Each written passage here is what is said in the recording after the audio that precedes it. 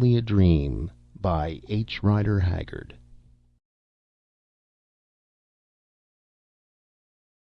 Footprints.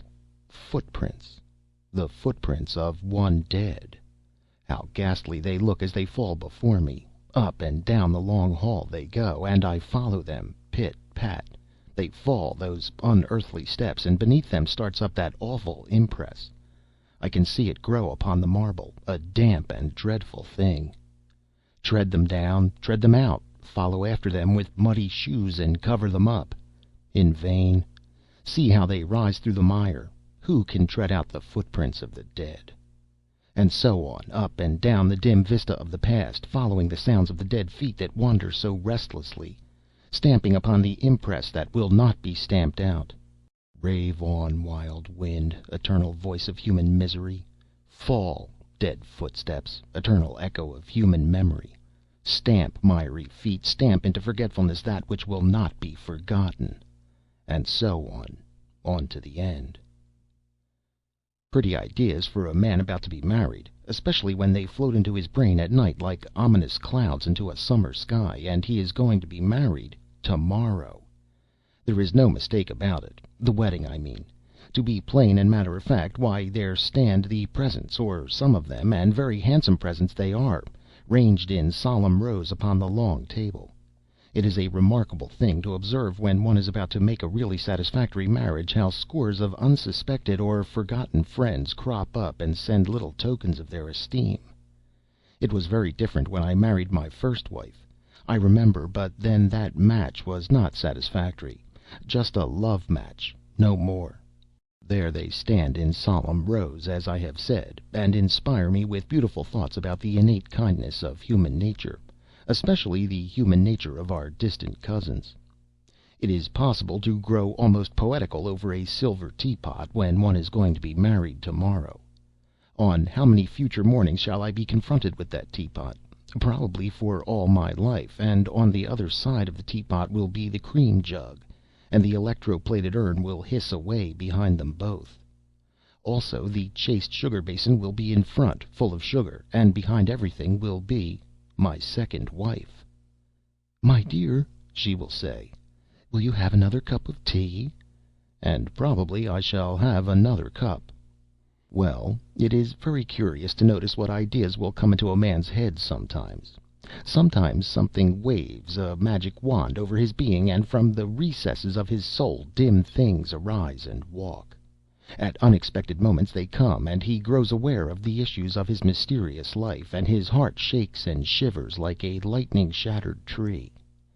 In that drear light all earthly things seem far, and all unseen things draw near and take shape and awe him. And he knows not what is true and what is false, neither can he trace the edge that marks off the spirit from the life.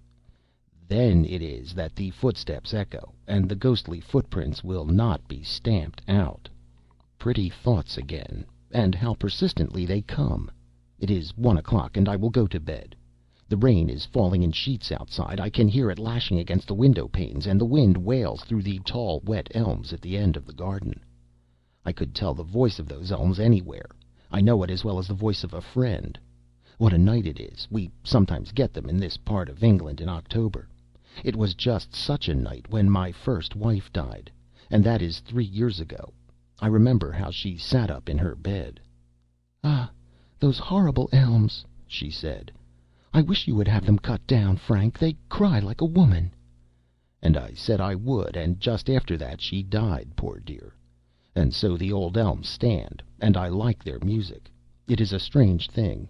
I was half broken-hearted, for I loved her dearly, and she loved me with all her life and strength, and now I am going to be married again. "Frank, Frank, don't forget me." Those were my wife's last words, and indeed, though I am going to be married again tomorrow, I have not forgotten her. Nor shall I forget how Annie Guthrie, whom I am going to marry now, came to see her the day before she died. I know that Annie always liked me more or less, and I think that my dear wife guessed it. After she had kissed Annie and bid her a last good-bye, and the door had closed, she spoke quite suddenly.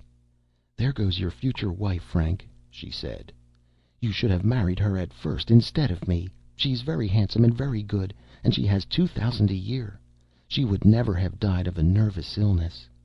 And she laughed a little, and then added, "Oh, Frank, dear, I wonder if you will be thinking of me before you marry Annie Guthrie. Wherever I am, I shall be thinking of you." And now that time which she foresaw has come, and heaven knows that I have thought of her, poor dear. Ah, those footsteps of one dead that will echo through our lives, those woman's footprints on the marble flooring which will not be stamped out. Most of us have heard and seen them at some time or another, and I hear and see them very plainly tonight. Poor dead wife! I wonder if there are any doors in the land where you have gone through which you can creep out to look at me tonight. I hope that there are none. Death must indeed be a hell if the dead can see and feel and take measure of the forgetful faithlessness of their beloved. Well, I will go to bed and try to get a little rest. I am not so young or so strong as I was, and this wedding wears me out. I wish that the whole thing were done, or had never been begun. What was that? It was not the wind, for it never makes that sound here, and it was not the rain, since the rain has ceased its surging for a moment. Nor was it the howling of a dog, for I keep none. It was more like the crying of a woman's voice, but what woman can be abroad on such a night, or such an hour? 1:30 in the morning. There it is again! A dreadful sound. It makes the blood turn chill, and yet has something familiar about it. It is a woman's voice, calling round the house. There she is at the window now, and rattling it, and, great heavens, she is calling me! "Frank! Frank! Frank!" she calls. I strive to stir and unshutter that window, but before I can get there she is knocking and calling at another. Gone again with her dreadful wail of "Frank! Frank!" Now I hear her at the front door, and, half mad with a horrible fear, I run down the long dark hall and unbar it. There is nothing there, nothing but the wild rush of the wind and the drip of the rain from the portico. But I can hear the wailing voice going round the house, past the patch of shrubbery. I close the door and listen. There, she has got through the little yard and is at the back door now. Whoever it is, she must know the way about the house. Along the hall I go again, through a swing door, through the servants' hall, stumbling down some steps, a kitchen, where the embers of the fire are still alive in the grate, diffusing a little warmth and light into the dense gloom. Whoever it is at the door, knocking now with her clenched hand against the hard wood, and it is wonderful, though she knocks so low, how the sound echoes through the empty kitchens. There I stood and hesitated, trembling in every limb. I dared not open the door. No words of mine can convey the sense of utter desolation that overpowered me. I felt as though I were the only living man in the whole world. "Frank! Frank!" cries the voice with the dreadful familiar ring in it. "Open the door. I am so cold. I have so little time." My heart stood still, and yet my hands were constrained to obey. Slowly, slowly, I lifted the latch and unbarred the door, and as I did so a great rush of air snatched it from my hands and swept it wide. The black clouds had broken a little overhead, and there was a patch of blue rain-washed sky with just a star or two glimmering in it fitfully. For a moment I could only see this bit of sky, but by degrees I made out the accustomed outline of the great trees swinging furiously against it, and the rigid line of the coping of the garden wall beneath them. Then a whirling leaf hit me smartly on the face, and instinctively I dropped my eyes onto something that as yet I could not distinguish, something small and black and wet. "What are you?" I gasped. Somehow I seemed to feel that it was not a person. I could not say, "Who are you?" "Don't you know me?" wailed the voice, with the far-off familiar ring about it. "And I mayn't come in and show myself. I haven't the time. You were so long opening the door, Frank, and I am so cold. Oh, so bitterly cold. Look, there, the moon is coming out, and you will be able to see me. I suppose that you long to see me, as I have longed to see you." As the figure spoke, or rather wailed, a moonbeam struggled through the watery air and fell on it. It was short and shrunken, the figure of a tiny woman. Also it was dressed in black, and wore a black covering over the whole head, shrouding it, after the fashion of a bridal veil. From every part of this veil and dress the water fell in heavy drops. The figure bore a small basket on her left arm, and her hand, such a poor, thin little hand, gleamed white in the moonlight. I noticed that on the third finger was a red line, showing that a wedding ring had once been there. The other hand was stretched towards me as though in entreaty. All this I saw in an instant, as it were, and as I saw it horror seemed to grip me by the throat as though it were a living thing, for as the voice had been familiar, so was the form familiar, though the churchyard had received it long years ago. I could not speak. I could not even move. "Oh, don't you know me yet?" wailed the voice. "And I have come from so far to see you, and I cannot stop. Look, look!" And she began to pluck feverishly with her poor thin hand at the black veil that enshrouded her. At last it came off, and as in a dream I saw what in a dim, frozen way I had expected to see: the white face and pale yellow hair of my dead wife.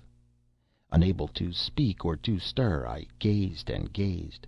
There was no mistake about it. It was she, aye, even as I had last seen her, white with the whiteness of death, with purple circles round her eyes, and the grave cloth yet beneath her chin. Only her eyes were wide open and fixed upon my face, and a lock of the soft yellow hair had broken loose, and the wind tossed it. "You know me now, Frank, don't you, Frank? It has been so hard to come to see you, and so cold. But you are going to be married tomorrow, Frank, and I promised, oh, a long time ago, to think of you when you were going to be married, wherever I was. And I have kept my promise, and I have come from where I am and brought a present with me. It was bitter to die so young. I was so young to die and leave you, but I had to go. Take it, be quick. I cannot stay any longer. I could not give you my life, Frank, so I have brought you my death. Take it." The figure thrust the basket into my hand, and as it did so the rain came up again and began to obscure the moonlight. "I must go, I must go," went on the dreadful familiar voice in a cry of despair. "Oh, why were you so long opening the door? I wanted to talk to you before you married Annie, and now I shall never see you again. Never, never, never. I have lost you forever, ever, ever." As the last wailing notes died away, the wind came down with a rush and a whirl and the sweep as of 1,000 wings, and threw me back into the house, bringing the door to with a crash after me. I staggered into the kitchen, the basket in my hand, and set it on the table. Just then some embers of the fire fell in, and a faint little flame rose and glimmered on the bright dishes on the dresser, even revealing a tin candlestick with a box of matches by it. I was well nigh mad with the darkness and fear, and seizing the matches I struck one and held it to the candle. Presently it caught, and I glanced round the room. It was just as usual, just as the servants had left it, and above the mantelpiece the 8-day clock ticked away solemnly. While I looked at it, it struck 2, and in a dim fashion I was thankful for its friendly sound. Then I looked at the basket. It was a very fine white plated work, with black bands running up it, and a checkered black and white handle. I knew it well. I have never seen another like it. I bought it years ago at Madeira, and gave it to my poor wife. Ultimately it was washed overboard in a gale in the Irish Channel. I remember that it was full of newspapers and library books, and I had to pay for them.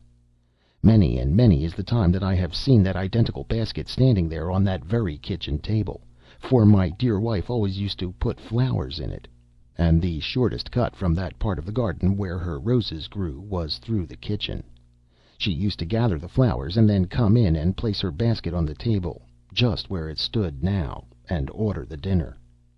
All this passed through my mind in a few seconds, as I stood there with the candle in my hand, feeling indeed half dead, and yet with my mind painfully alive.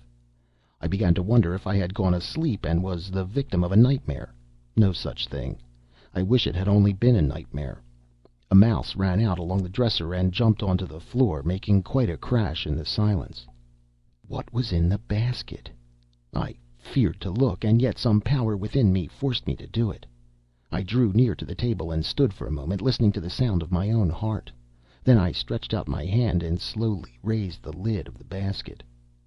"I could not give you my life, so I have brought you my death." Those were her words. What could she mean? And what could it all mean? I must know, or I would go mad. There it lay, whatever it was, wrapped up in linen. Ah, Heaven help me! It was a small, bleached human skull! A dream, after all, only a dream by the fire, but what a dream! And I am to be married tomorrow. Can I be married tomorrow?